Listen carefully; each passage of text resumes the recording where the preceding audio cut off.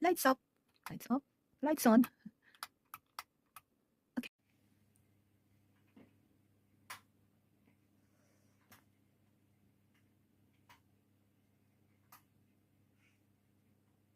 Lights off.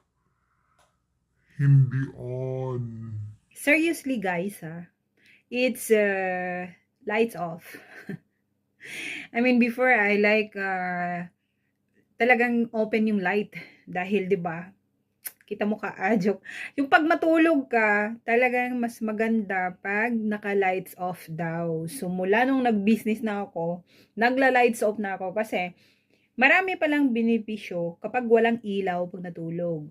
So, maraming, katulad ng melatonin. At saka, malayo ka sa heart disease, saka sa obesity, at saka yung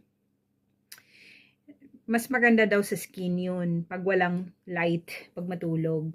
Tsaka yung high temper mo, mawawala. So, mula ngayon, magla-lights off na din kayo pag natulog.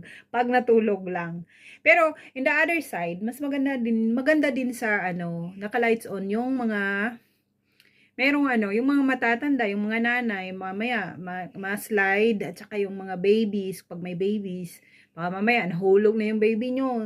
Ewan ko sa inyo. At saka yung yung medyo pag talagang takot ka sa walang ilaw. Kasi ako noon, takot talaga ako pag walang ilaw. Lalo pag, may thunderstorm.